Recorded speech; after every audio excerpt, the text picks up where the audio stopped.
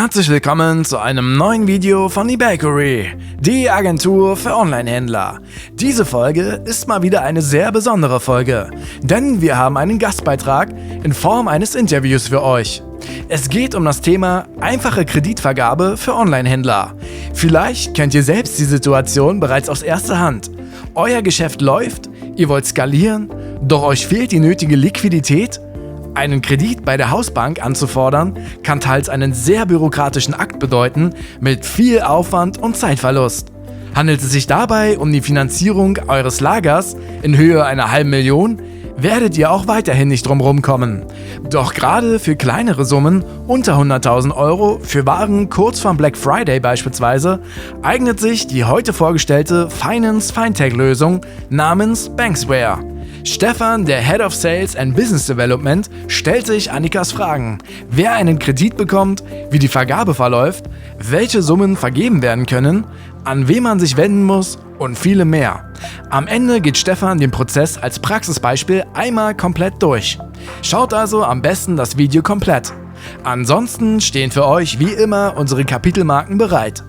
Sollten euch jedoch noch andere E-Commerce und Online-Marketing-Themen interessieren, dann gibt es eine kleine Neuerung auf unserem Kanal. Wir haben für euch eine Kanalmitgliedschaft für den eBakery YouTube-Kanal eingerichtet, mit der ihr für 99 Cent Mitglied werden könnt und somit Zugang erhaltet. Dazu einfach unter dem Video auf Mitglied werden klicken, dieses noch einmal bestätigen und eure gewünschte Zahlungsmethode auswählen. Damit unterstützt ihr die Produktion unserer Videos und erhaltet zeitgleich weiteren Mehrwert in Form von Videos und wöchentlichen Livestreams. Nun gebe ich aber das Wort ab an Annika und Stefan. Hi Stefan, schön, dass du da bist. Vielleicht fangen wir einfach mal damit an. Du stellst dich vielleicht einmal kurz vor und vielleicht auch mal Banksware. Was macht ihr eigentlich? Wo kommt ihr her? Ja, hallo Annika, freut mich hier zu sein. Ja genau, mein Name hast du schon verraten, Stefan, bin Head of Sales und Business Development bei Banksware. Banksware ist ein Berliner Fintech, das sich zur Aufgabe gemacht hat, kleine und mittelständischen Unternehmen einfachen Zugang zu Liquidität, also zu Betriebsmittelkrediten genauer gesagt, zu versorgen. Wir machen das mittlerweile mit 65 Leuten, sind ein bisschen über 2 Jahre unterwegs und haben als einen Schwerpunkt vor allem E-Commerce-Händler, Online-Händler, die in Deutschland registriert sind und eben Online-Umsätze machen. Denen stellen wir, glauben wir, eine sehr digitale, schlanke und schnelle Art zur Verfügung, um an zusätzliches Kapital zu kommen. Super. Gerade wenn du sagst Online-Händler, da sind wir schon im Bereich B2B, B2C, da werden ja Plattformen immer wichtiger und mit denen arbeitet ihr ja auch zusammen. Vielleicht kannst du einmal ganz kurz erklären, was euch denn so besonders macht und euren Prozess so schlank. Ja, genau. Also du hast einen wesentlichen Punkt schon angesprochen, vielleicht um ganz bisschen auszuholen. Wir bieten eine sogenannte umsatzbasierte Finanzierung an. Das heißt, wir gucken in der Regel nicht wie traditionelle Banken auf typische Finanzunterlagen, wie etwa Jahresabschlüsse oder BWAs, sondern wir sind vor allem daran interessiert zu gucken, wie entwickeln sich denn die wirklich kürzlichsten Umsätze von Online-Händlern. Das kann ein eigener Shopify-Shop oder Shopware oder irgendein Magento-Shop sein. Das können aber auch Verkäufe über die Klassiker Amazon oder eBay oder auch irgendwelche Hood-Marktplätze sein. Ja, und da gucken wir maßgeblich drauf, um festzulegen, ob wir einem Händler Finanzierung anbieten können und in welcher Höhe und zu welchen Konditionen. Genau. Und zusammenarbeiten in dem Hinblick, dass wir quasi alle Plattformen oder alle Arten von Online-Umsätzen unterstützen. Also wir bieten dem Händler die Möglichkeit, dass er eben seine Accounts, also ein Amazon Seller Account zum Beispiel, mit uns verknüpft, sodass er, ohne dass er irgendwie manuell Reports herunterladen muss und die wieder bei uns einreichen muss, uns die Umsätze übermitteln kann. Wir gucken dann drauf und machen dann eben sehr, sehr schnell, also wirklich innerhalb von ein paar Minuten, ein Kreditangebot. Super. Genau. Jetzt hast du gerade schon erzählt, ich brauche keine BWA und keine physischen Unterlagen. Was brauche ich denn? Also das ist ja dann oft so, dass das Thema Finanzierung mache ich abends mal schnell am Küchentisch und dann sagt mir ein Dienstleister, ja, du brauchst nur 10 Minuten, aber meine Vorbereitung dauert dann vielleicht doch mal 3 Stunden, weil ich mir alles zusammensammeln muss. Ist das bei euch auch so? Ja, also in den allermeisten Fällen, und damit meine ich jetzt irgendwie so größer 95%, kommen wir tatsächlich um jegliche Art von Belegen herum. Also das heißt, wir brauchen nicht nur irgendwie keine physischen Unterlagen, sondern wirklich, es geht komplett beleglos, also auch keine BWAs als PDF oder so, sondern es sind eigentlich zwei maßgebliche Dinge. Das eine hatten wir vorhin schon angesprochen, das sind eben die Verkaufskanäle, also irgendwie so ein Amazon-Seller-Umsatz oder ein Shopware-Umsatz, was auch immer in die Richtung, oder ein PayPal-Konto kann es beispielsweise auch sein. Und der zweite Schritt ist dann, dass wir eine Bankkontoverknüpfung erfordern. Also der Händler meldet sich einmal bei seinem Online-Banking an, gibt uns die Sicht auf die Transaktion und das ersetzt für uns quasi die Finanzunterlagen, die eben üblicherweise notwendig sind. Ja, und genau, durch diese Kombination ermöglichen wir es dann eben, dass wir nicht nach irgendwelchen Unterlagen fragen müssen oder im schlimmsten Fall sogar noch irgendwie den Händler dazu nötigen, nochmal beim Steuerberater die letzte BWA, bei der die Konten noch nicht abgestimmt sind, auf die letzte Minute nochmal einzureichen. Und das macht den ganzen Prozess natürlich schlanker.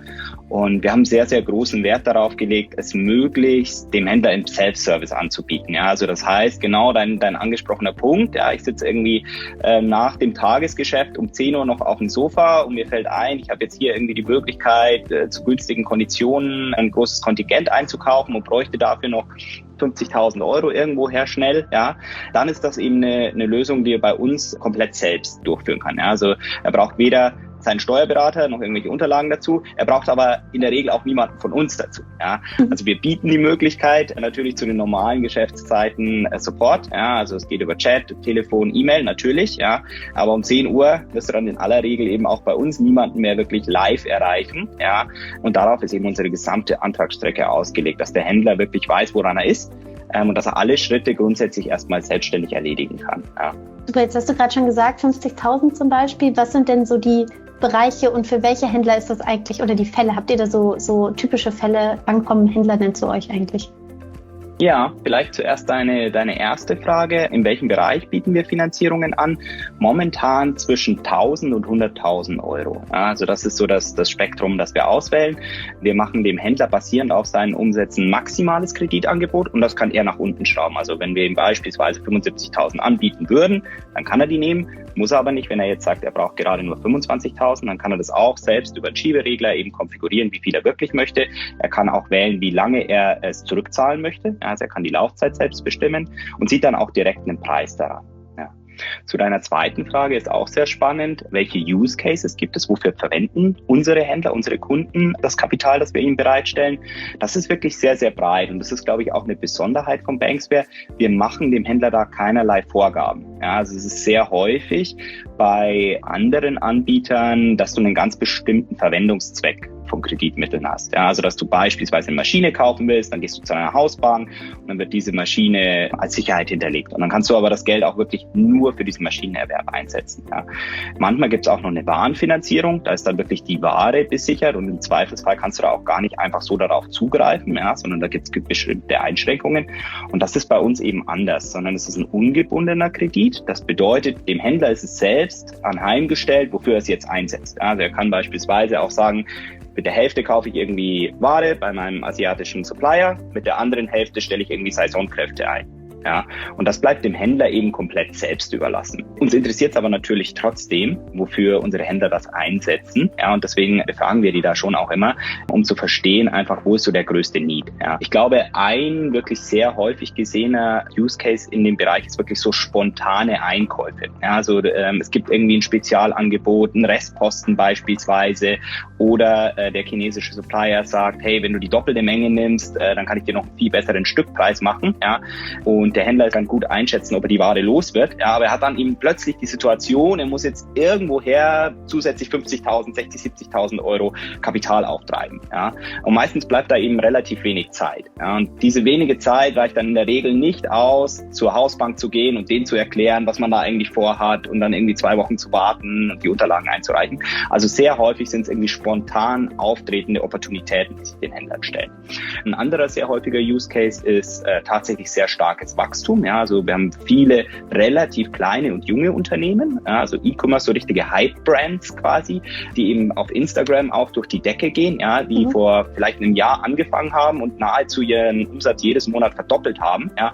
Bei denen ist es dann so, dass die häufig durch Liquidität begrenzt werden in ihrem Wachstum. Ja. Also die könnten eigentlich mehr verkaufen, können sich aber den Einkauf auf der einen Seite nicht leisten. Ja, und das zu bridgen und dann vielleicht auch in Marketing zu investieren, das sind so, glaube ich, die zwei häufigsten Use Cases, die wir irgendwie sehen. Ja. Okay, das heißt, im Grunde sind für euch oder ist es für mich interessant, wenn ich ein junges Unternehmen bin, das entweder wirklich Liquiditätsengpässe hat und wachsen möchte, oder wenn ich sage, ich brauche jetzt gerade einfach mal kurz Geld. Und ihr seid aber nicht der typische, also die Laufzeiten des Kredits, da kommen wir jetzt auch zu, sind jetzt nicht wie bei der Hausbank, dass ich den wirklich über 15 Jahre abzahle, sondern ihr habt da kürzere Laufzeiten? Exakt. Also du hast es schon angesprochen. Ich glaube, so die zwei Modelle, bei denen es am meisten Sinn macht, unsere Lösung, sind tatsächlich entweder sehr junge Unternehmen. In der Regel bekommst du bei traditionellen Banken überhaupt keinen Kredit, wenn du nicht mindestens 2-3 Jahre am Markt bist und auch Jahresabschlüsse mit positivem Ergebnis nachweisen kannst. Ja, das ist einfach so. Ja. Das heißt, da ist natürlich irgendwie so ein Sweet Spot bei uns, weil wir gerade mal 6 Monate Umsätze voraussetzen. Ja, also deutlich weniger. Wir gehen schon viel früher rein. Und das andere ist tatsächlich, wo wir auch bei etablierten Unternehmen, die teilweise schon 15 Jahre am Markt sind und auch zum guten Teil auch ein gutes Stück größer sind und vielleicht auch jetzt gar nicht mehr so ambitioniert wachsen, ja, dass die eben ganz urplötzlich Finanzierungsherausforderungen haben. Also genau dieser Fall eben, sie hätten jetzt die Möglichkeit, auf irgendeinen großen, super bepreisten Sonderposten zuzugreifen und müssen jetzt irgendwie ganz schnell innerhalb bis Ende der Woche eben zusätzliche Liquidität herbringen, genau. Und dann gibt's aber auch wirklich, und das hast du auch angesprochen, Use Cases, wo wir Stand jetzt und wahrscheinlich auch absehbar nicht der richtige Finanzierungspartner sind, sondern wo man wahrscheinlich bei einer Hausbank oder bei alternativen Finanzierern anderer Art besser aufgehoben ist. Ja, also wenn du jetzt überlegst, wie du deine neue Lagerhalle über 500.000 die nächsten 10 Jahre finanzierst, dann können wir dir wahrscheinlich, also Stand jetzt, auf jeden Fall nicht weiterhelfen und ehrlicherweise wird das wahrscheinlich auch nicht unser Fokus werden. Ja. Sondern bei uns geht es immer um relativ kurzfristige Liquidität, sowohl was das Bereitstellen von Liquidität angeht, als auch das Zurückzahlen. Ja, momentan haben wir Laufzeiten zwischen 3 und 12 Monaten, also maximal ein Jahr kannst du bei uns die Finanzierung bekommen. Okay.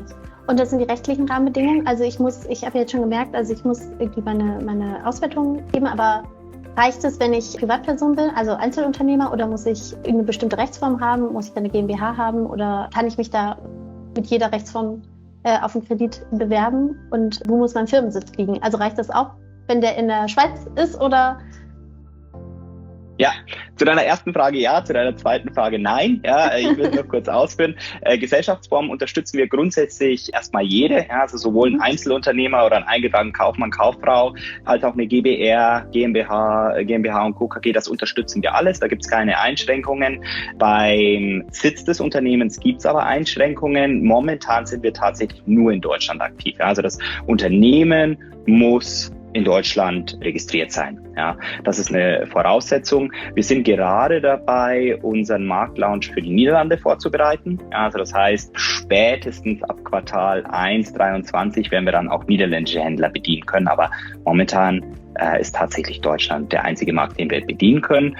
Ansonsten hast du es eigentlich schon genau gesagt. Also es gibt nicht wirklich viel mehr harte Einschränkungen. Die 6 Monate Mindestumsatzhistorie, die hatte ich schon angesprochen. Das ist noch so der dritte Punkt, der quasi erfüllt sein muss. Ja.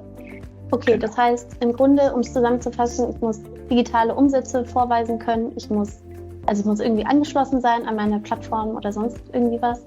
Ich muss meinen Firmensitz in Deutschland haben und die Rechtsform ist erstmal egal. Das ist ja klingt ja schon recht unkompliziert. Was mache ich denn, wenn ich jetzt ein Unternehmen bin, das saisonal viel Umsätze macht? Also ganz klassisch, ich bin so ein Shop, der Geschenke verkauft für Kinder. Zur Weihnachtszeit ist dann meine Hauptsaison. Was mache ich dann bei euch? Kann ich da anrufen und sagen, halbes Jahr ist jetzt für euch uninteressant? Ja, es ist sogar im Gegenteil so, du brauchst noch nicht mal bei uns anrufen, sondern sehr wahrscheinlich würde dich einer meiner Kollegen aus der Risk and Operations Abteilung kontaktieren. Ja, wenn du nämlich im ersten Feld angeben würdest, dass du beispielsweise im Jahr, sagen wir mal, 200.000 Euro Umsatz machen würdest oder 500.000. Und wir würden Stand jetzt, weil deine Busy Season erst kommt, 6 Monate zurückblicken und würden da wahrscheinlich nur, sagen wir mal, 50.000 Euro Umsatz sehen. Dann würden die natürlich so ein bisschen fragen, wie kann das sein? Ja, und dann gucken die so ein bisschen in dein Unternehmen rein und mittlerweile haben wir da natürlich auch schon ein bisschen Erfahrung gesammelt, eigentlich ganz gute Erfahrung gesammelt und wissen natürlich, was so typische zyklische Branchen sind und Industrien sind. Und dann würden die quasi nochmal in Kontakt mit dir treten und dann kann es tatsächlich sein, dass sie sagen so, hey, kann es sein, dass du irgendwie dein Hauptgeschäft so zwischen Black Friday und Weihnachten machst? Magst du uns da noch ein bisschen mehr Unterlagen oder ein bisschen mehr Daten bereitstellen? Ja? Und damit quasi berücksichtigen wir eben einen längeren Zeitraum und können da auch ganz ohne Probleme eben auch sehr zyklischen Businesses anbieten. Im Gegenteil, es ist sogar so, viele unserer Kunden sind sehr zyklisch, ja, und das ist jetzt gerade jetzt im Oktober, sehen wir natürlich nochmal so die Letzten, die sich nochmal so für Black Friday oder das Weihnachtsgeschäft eindecken, ja, da nochmal die Lager voll machen. Und entsprechend viel Nachfrage sehen wir jetzt auch, gerade bei diesen, ja, ich sage jetzt mal, Konsumartikeln, die eben sehr um die Black Friday und Weihnachtszeit rum begehrt sind. Genau. Da ist ja recht viel Fluktuation dann drin. Wollt ihr dann Sicherheiten haben? Oder sagt ihr wirklich gar nicht, auch in solchen Fällen ist uns das wurscht? Ja, also der rechtliche Terminus ist tatsächlich, dass es ein dinglich unbesichertes Darlehen ist. Ja, das bedeutet, wir gucken weder irgendwie auf eine Maschine, die du vielleicht kaufst, oder eben deine Ware drauf und legen da irgendwie die Hand drauf. Und noch eine Besonderheit, wir fordern auch keine persönliche Bürgschaft. Ja, sehr häufig ist es so, wenn du eine GmbH hast, zu irgendeiner Bank oder zu einem alternativen Finanzierungspartner gehst, dann wollen die doch nochmal von dir als Gesellschafter oder Geschäftsführer eine persönliche Bürgschaft. Ja, das heißt, obwohl du die GmbH eigentlich als Schutzschild um deine Firma hast, musst du trotzdem selbst dafür gerade stellen. Das ist bei uns nicht so. Das Einzige, was wir tatsächlich als Sicherheit fordern, sind deine zukünftigen Umsätze, die du eben auf den Plattformen machst, die du mit uns verknüpfst. Also sagen wir, du machst eben deinen Amazon Seller Account, den du mit uns verknüpfst, oder deinen PayPal Account, ja, dann würden wir darauf abstellen. Aber es gibt eben keinerlei dingliche Besicherung. Ja. Okay, das ist ein guter Punkt, was du gerade gesagt hast mit den Beiträgen. Vielleicht kannst du das nochmal kurz erklären. Also die Rückzahlungsbeträge sind ja dann fix, so wie ich das jetzt verstanden habe. Vielleicht kannst du jetzt einmal erklären, wie sie sich zusammensetzen. Ja, also es gibt bei uns grundsätzlich zwei Modelle. Und das Standardmodell, das du quasi erstmal angeboten bekommst, ist tatsächlich keine fixen Beträge, sondern eine dynamische Rückzahlung. Ja, wie funktioniert das Ganze? Wir stellen quasi im Antrag dar, wie viel deiner zukünftigen erwarteten Umsätze in die Tilgung des Kredits gehen würden. Ja, das zeigen wir dir ganz transparent an. Und diesen Prozentsatz, der wird dann quasi festgelegt, und dann gucken wir zukünftig über deine verbundenen Kanäle eben darauf, wie viel Umsatz hast du tatsächlich gemacht, mal den Prozentsatz, den wir für die Rückzahlung definiert haben, und das ergibt deine tatsächliche Rate. Ja, das bedeutet, wenn deine Umsätze stark anziehen, dann gehen auch deine Rückzahlungen nach oben. Wenn du aber irgendwie schwache Monate hast, also so bei diesen Trendmonaten, wenn du jetzt wirklich von Black Friday bis Weihnachten sehr viel Umsatz machst, dann in der Regel machst du in Januar, Februar weniger, sondern da kommen die ganzen Rückläufer, ja, da machst du eher weniger Umsatz, dann würden eben auch deine Rückzahlungsraten zurückgehen. Und das finden eben viele Händlerkunden auch super, super interessant, ja, weil sie eben genau nicht immer 10.500 Euro am Ende des Monats wieder zurückzahlen müssen, sondern weil es so ein ganzes bisschen atmet quasi. Ja. Die Möglichkeit gibt es, und dann gibt es aber auch die traditionelle Art, dass du einfach fix zurückzahlst. Ja. Bedeutet, du legst eben fest, ich möchte in 3, 6 oder 12 Monaten zurückzahlen. Ja. Und dann ist es eben einfach Kreditsumme durch die angegebene Laufzeit, ergibt eine monatliche Rate. Genau. Okay, das heißt, ihr gebt mir da als Händler die möglichst größte Flexibilität, die ich da bekomme. Exakt, so ist es. Ja, super. Ja, so ist es. Ja. Schön. Jetzt haben wir ganz viel darüber gesprochen, dass das ja alles flexibel ist. Finden gerade auch sehr flexibel. Macht es Sinn, jetzt zu sagen, ich hole mir jetzt noch schnell einen Kredit, einfach um das Geld im Zweifel in der Tasche zu haben, denn die Zinserhöhungen werden wahrscheinlich auch bei euch irgendwie durchschlagen? Ja, das ist ein sehr, sehr heißes Thema, und in der Tat wurde das sogar heute bei uns sehr stark diskutiert wieder mal. Die EZB hat heute gerade wieder verkündet, dass sie den Leitzins anheben wird, und immer wenn der Leitzins steigt, dann steigen die gesamten Zinsen im Markt. Ja, also nicht nur jetzt irgendwie für den Endkunden oder für die Refinanzierungsbanken, sondern auch für Spieler wie uns. Ja, weil natürlich auch wir müssen irgendwo das Geld hernehmen, das wir an Händler auszahlen. Ja, wir machen das über Bankpartner. Ja, und da sind wir üblicherweise mit flexiblen Zinsen unterwegs. Das bedeutet, wann immer die EZB entscheidet, der Leitzins geht nach oben, verteuert sich auch für uns die Refinanzierungsrate. Bis zu einem gewissen Maße versuchen wir das natürlich zu absorbieren, aber das geht halt auch nur bis zu einem gewissen Maß. Irgendwann müssen wir es an den Händler weitergeben.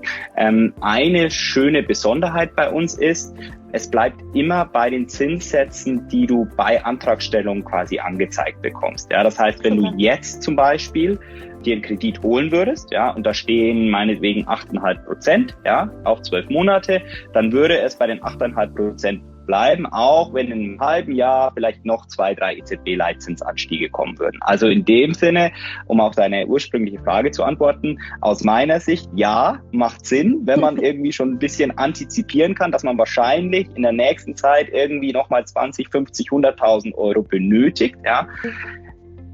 Ich meine, wenn man es genau wüsste, dann würde man damit sehr, sehr viel Geld verdienen. Keiner weiß es so genau. Die Märkte sind in wahnsinniger Aufregung, was das Zinsniveau angeht. Ja, keiner weiß es. Von dem her auf keinen Fall eine Garantie jetzt von meiner Seite.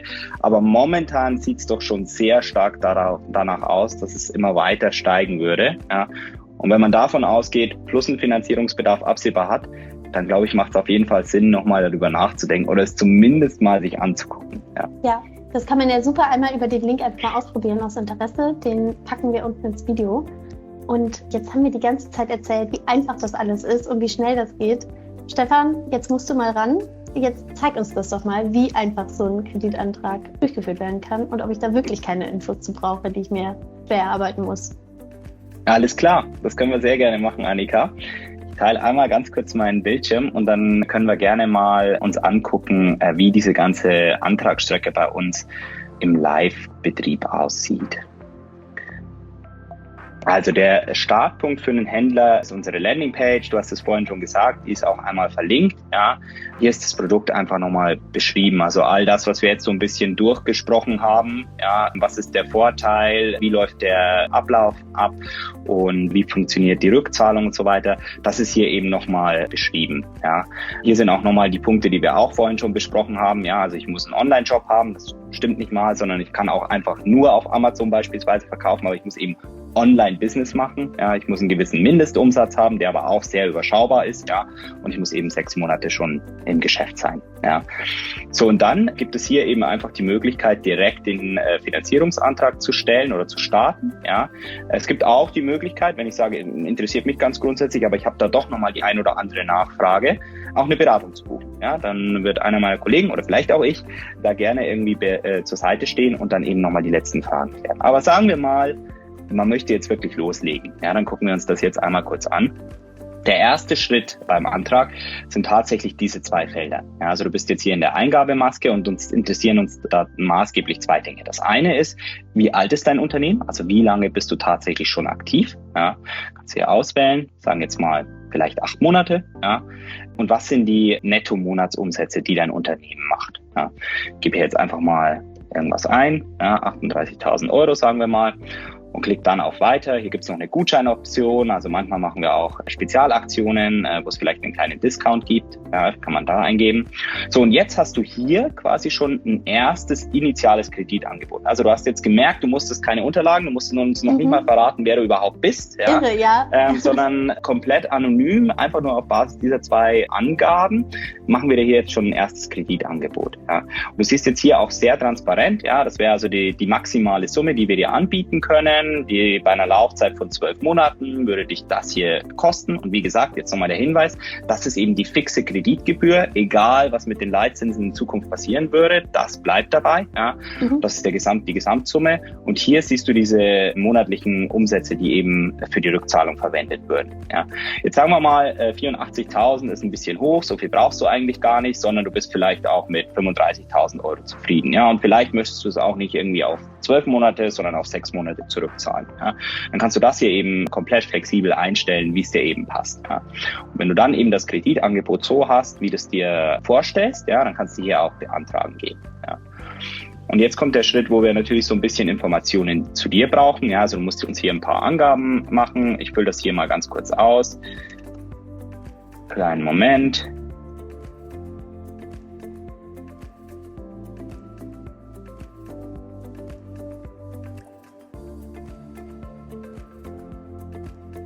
Du hier ein Passwort vergeben. Alles ganz schick. Wir wollen noch einmal dein Geburtsdatum wissen, um sicherzustellen, dass du volljährig bist. Dann musst du uns hier noch verraten, welche Gesellschaftsform, ja, hatten wir angesprochen auch, sowohl Einzelunternehmen als ein EK, auch wenn du ein Freelancer oder ja, ein Freiberufler eben bist oder eine GbR hast, unterstützen wir eben alles. Ja. Sag jetzt mal hier, dass es eine GmbH ist. Du musst unsere allgemeinen Geschäftsbedingungen und Datenschutzerklärung natürlich lesen und bestätigen. Du stimmst noch überein, dass du die Angaben, die du gemacht hast, eben korrekt sind. Und du bestätigst auch, dass du ein gesetzlicher Vertreter bist, also dass du ein Geschäftsführer bist oder eben eine Prokura hast und auch tatsächlich für dieses Unternehmen einen Kreditantrag abschließen darfst. Ja. Du klickst dann auf Registrieren, dann dauert es einen kleinen Augenblick, dann wird dein Konto quasi bei uns angelegt. Und jetzt kommst du zu dem Feature, auf das wir eigentlich ziemlich stolz sind, nämlich so ein Lookup, bei dem du nur ein paar Angaben zu deinem Unternehmen machen willst. Ja, also du musst jetzt zum Beispiel hier nur Banksware eingeben und dann findet unser System automatisch aus dem Handelsregister die vollständige Firmierung. Das heißt, wir ersparen dir hier, dass du uns eben die genaue Anschrift angibst und dass du eben deine Handelsregisternummer angeben musst. Das funktioniert auch da wieder bei so 95-99% der Unternehmen. Wenn du dein Unternehmen nicht direkt finden solltest, dann hast du hier eine Möglichkeit, eben das manuell einzugeben. Ja, und dann gibst du eben manuell ein. Also wenn du wirklich so sehr kurz erst gestartet bist oder wirklich ein Einzelunternehmer bist, der nicht im Handelsregister registriert ist und auch so noch nicht bekannt ist bei den Auskunfteien, dann hast du hier eben auch die Möglichkeit, die Angaben manuell zu machen. Aber wir nutzen jetzt mal dieses Feature. Du sagst eben, dass du von der Banksware GmbH bist, die eben hier sitzt. Du klickst auf Weiter. So, und jetzt kommt dieser Punkt, den wir vorhin gesagt haben. Ja, wir bitten dich eben, deine Online-Shops und Zahlungsdienstleister zu verknüpfen. Und jetzt ganz wichtiger Hinweis, der Händler entscheidet selbst, welche Plattform er da mit uns verknüpfen möchte. Ja, also wir machen da keine Vorgaben. Es ist aber natürlich grundsätzlich ratsam, möglichst viele mit uns zu verknüpfen, beziehungsweise all jene, auf denen du maßgeblich Umsätze machst, weil deine Umsätze entscheiden darüber, wie viel Kreditsumme wir dir bieten können. Also wenn du vorne bei dem ersten Feld sagst, dass du 25.000 Euro machst und du verknüpfst dann hinten nur einen Account, bei dem wir nur 2.000 sehen, ja, dann, wie gesagt, würde einer meiner Kollegen bei dir anklopfen und sagen, entweder du hast ein sehr zyklisches Business, ja, und das läuft alles irgendwie im November und Dezember ab, dann sehen wir es vielleicht einfach nicht. Dann müsstest du manuell nochmal was nachreichen. Oder aber du hast jetzt nur eBay verknüpft, obwohl du deinen Hauptumsatz über deinen Shopify-Shop machst. Ja, das als Beispiel. Du hast eben die Möglichkeit hier, Plattformen auszuwählen, auf denen du eben unterwegs bist. Und das ist auch noch eine wichtige Option. Du hast hier auch noch einen Manual Upload. Das bedeutet, wenn du jetzt auf einer Plattform verkaufst, siehst jetzt vielleicht hier Etsy beispielsweise, fehlt hier in der Liste, dann haben wir keine Verknüpfung automatisch. Dann hast du die Möglichkeit, uns Umsatzreports auch noch manuell bereitzustellen, sodass wir die eben auch berücksichtigen können.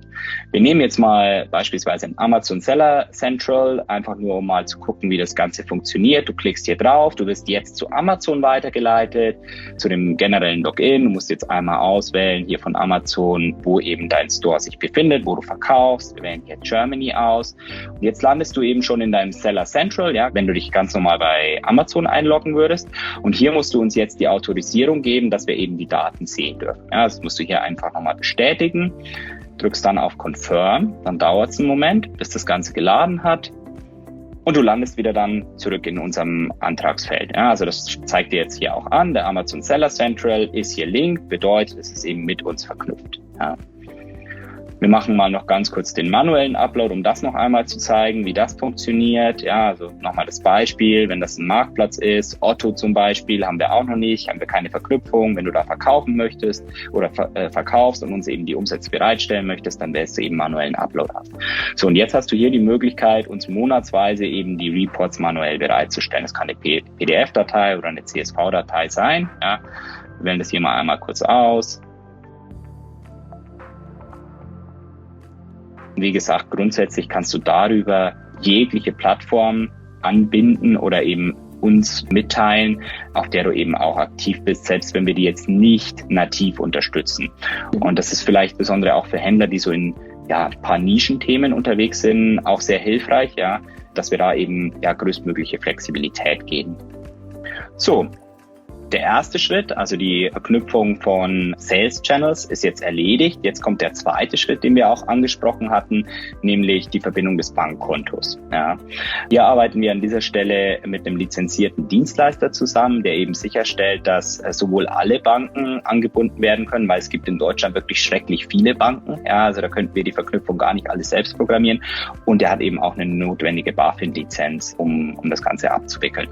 Das ist jetzt hier, weil wir gerade im Test sind, des Systems sind hier Testbanken möglich, sodass ich das auch einmal demonstrieren kann. Ja. Wir gehen hier also weiter, du wählst deine Bank aus, normalerweise gibst du da eben ein, ich bin irgendwie bei der Postbank oder Commerzbank oder was auch immer. Ja. Gibst hier dann deine Zugangsdaten ein, auch hier wieder Testsystem. Und hier musst du dann noch einmal zustimmen, auch wieder, dass du uns eben die Daten übermittelst. Klickst auf Weiter. Wie bei einer Echtzeitüberweisung einfach, dass ich da... Exakt. Genau, also die Logik ist genau das gleiche wie bei einer Echtzeitüberweisung oder bei Sofortüberweisung, kennst der ein oder andere vielleicht auch noch genau die gleiche Logik. Du wählst dich eben einfach mit den Zugangsdaten deines Online-Bankings an. Ja. Wenn es mehrere Konten zu dem gleichen Account gibt, hast du hier die Auswahl, welches eben das richtige Konto ist. Wir haben hier oben auch beschrieben, wir benötigen eben das Hauptgeschäftskonto, auf dem wir eben auch ein bisschen deine Banktransaktionen, die eben geschäftsrelevant sind, sehen. Ja, das wählst du hier aus, klickst auf Weiter. Das dauert jetzt einen kleinen Moment, bis eben das System die ganzen Daten von der Bank überstellt bekommen hat. Währenddessen läuft hier quasi das Zahnrädchen. Und in diesem Moment bist du eigentlich auch schon fertig. Ja? Also du hast jetzt die Möglichkeit, eben den Antrag prüfen zu lassen. Und bist jetzt hier an dieser Stelle erstmal fertig. Ja? Also dein Finanzierungsantrag wurde jetzt erstmal eingereicht. Und an der Stelle übernehmen jetzt unsere Kollegen. In der Regel, wenn du es zu normalen Geschäftszeiten machst, innerhalb von 1 bis maximal 4 Stunden melden die sich bei dir. In 90% der Fällen ist es eine systemische E-Mail, bei der es heißt, herzlichen Glückwunsch, dein Kreditantrag wurde gewährt. Und dann musst du noch den letzten Schritt machen, das ist eine regulatorische Vorgabe. Du musst noch ein Video-Ident durchführen. Also wir müssen dich einmal identifizieren, kennt man bestimmt auch von der einen oder anderen App oder wenn man irgendwie bei einer Online-Bank ein Konto eröffnet, dann kommt man eben zu so einem Videochat, muss einmal seinen Ausweis in die Kamera halten und dann ist das Ganze wirklich erledigt, sobald du den Kreditantrag fertig gestellt hast, also wirklich auch durch den Video-Ident durch bist, erhältst du am nächsten Tag die Auszahlung von uns. Ja, und das war's dann. Ja. Es ist so easy, dass ich glaube, dass man da ganz schnell denken kann, dass es Betrug ist. In der Tat Oder? haben wir, also nicht Betrug, aber wir hatten tatsächlich schon mal einen Fall, bei dem Händler irgendwie 2 Tage nachdem wir ausgezahlt hatten, bei uns angerufen hat und gesagt hat, na was ist denn jetzt, was ist denn der nächste Schritt, wann geht's denn weiter? Und dann haben wir gesagt, du, das Geld liegt seit 2 Tagen auf deinem Konto, guck mal bitte drauf. Und er war wirklich ganz überrascht, weil er eben auch noch dachte, er muss noch irgendwelche Unterlagen einreichen oder es erfolgen noch irgendwelche Schritte. Ja. Also gerade wenn man jetzt so ein bisschen schnell darüber hinwegklickt, wie ich es jetzt bei dieser Demo gemacht hat, dann kann man quasi fast mal drüber hinweg skippen, dass man da jetzt wirklich den Kreditantrag, keine Sorge, spätestens wenn man am Ende dann wirklich den Kreditantrag verbindlich stellt, dann ist das schon nochmal sehr deutlich gemacht. Ja, also da muss man dann auch wirklich einen PDF-Vertrag nochmal nach unten scrollen, da nochmal bestätigen. Das kann ich jetzt gerade nicht vorführen, aber es wird dann schon sehr deutlich. Und in aller Regel geht man ja vielleicht auch nicht so schnell über diesen ganzen Antrag hinweg, wie ich es jetzt in der Demo gemacht habe, ja, sondern liest sich da die Texte vielleicht auch mal durch, ja, und genau. Noch eine Sache, weil wir jetzt die ganze Zeit von Banksware gesprochen haben und hier jetzt Banksy steht. Magst du einmal erklären, was es damit auf sich hat? Ja, ist ein bisschen eine kompliziertere Story, aber mag ich sehr gerne machen. Und zwar ist es so, dass wir quasi 2 Geschäftsfelder haben. Das eine Geschäftsfeld ist tatsächlich, was wir uns jetzt angeguckt haben, also wirklich ein direktes Produkt bei dem Händler zu uns kommen können, eben zu Banksy, ja, und einen Kredit direkt bei uns stellen können. Und dann gibt's aber noch das Unternehmen Banksware dahinter. Also Banksy ist quasi eine Brand, die sich direkt an die Händler wendet. Und dann gibt's aber noch eine andere Brand, nämlich Banksware als solches, das Unternehmen, das eben auch Banksy betreibt.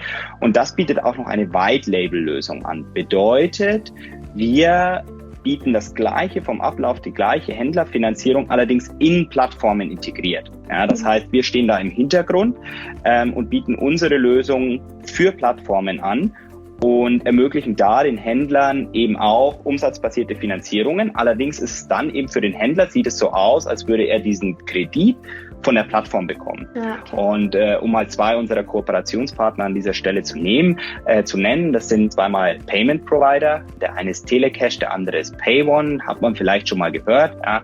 Und die haben sich eben dafür entschieden, mit uns zusammen diese Lösung in ihre Cockpit, in ihr Händler-Dashboard zu integrieren, um dann ihren Händlern eben den Service direkt anzubieten. Okay, das heißt, das steckt dahinter. Okay, das heißt, Banksware ist praktisch euer Großkunden, Plattformprodukt und Banksy, mit dem habe ich zu tun, wenn ich als Händler auf euch zukomme. Exakt so ist es.